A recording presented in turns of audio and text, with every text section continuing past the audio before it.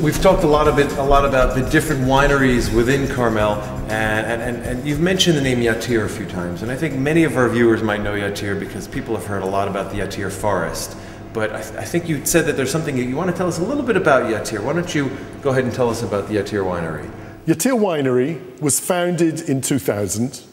The first wine was released in 2004. It's wholly owned by Carmel, 100% owned by Carmel, and it's situated in a forest, hence the name of Yatir Forest as our big brand, but also the vineyards line Yatir Forest, which is really the meeting place between the Judean hills, the southern tip of the Judean hills, the northern Negev, and the Judean desert.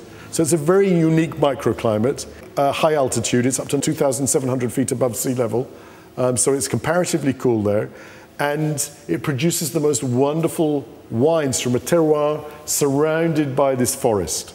Now, what's happened since Yatir came on the market, it's had an immediate success. It was the first Israeli wine to get 93 points from Robert Parker. It got 92 points from Kim Marcus in the Wine Spectator, equal the best for an Israeli wine. Tom Stevenson from the Sotheby's Wine Encyclopedia described it as by far the best wine he's ever tasted. Do you know what it is about the Yatir Forest that makes it so special that it's gotten all these high scores? Firstly, I think it's a fascinating region. It's a state-of-the-art winery, no expense has been spared, and the wines are deep, concentrated, and extraordinarily complex, layers and layers of flavor. You have to taste the wines. There's the top of the range Yatir Winery, which is this style of bottle, and then there's the other wines, which really don't have the quality of the Yatir Forest, but represent far better value for money, like the Cabernet Sauvignon, the Shiraz, and there's even white wines, a Viognier and a Sauvignon Blanc. So we're very proud of Yatir being part of our family. In fact, Yatir Winery is managed independently, has its own managing director, its own winemaker, its own vineyards, its own decisions as far as the winemaking, about when to prune, about when to harvest. It also has its own style, right? I mean, you mentioned that it has its own winemaker. We've spoken a little bit about the winemaker here at Carmel, Leo Laxer. Eran Goldwasser is the winemaker at Yatir. What can you tell us about Eran? Correct. He's young, he's good looking, all the girls like him. He trained in Australia, whereas Leo trained in France. And there is a stylistic difference between Carmel and Yatir. Carmel is big, Yatir is small.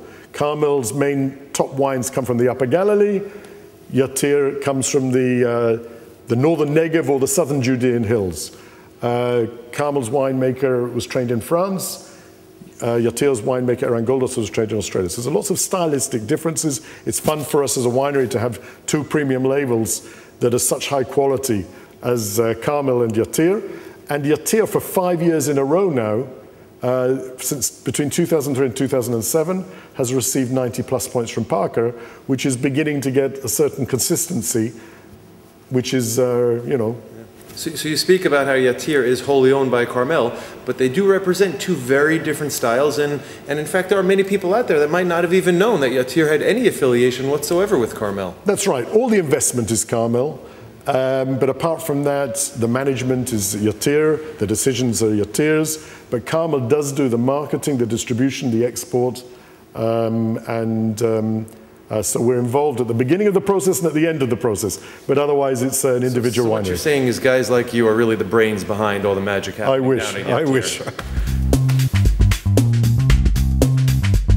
You're talking about some interesting varietals, and that's a great question. You mentioned earlier that Yatir is releasing a new interesting varietal. You want to? Yeah, Yatir is coming out with a Petit Verdot, which, funny enough, this is the interesting thing about the two wineries. Leo Laxer thinks Petit Verdot is a great variety for Israel. Doesn't ripen in Bordeaux, ripens well in Israel.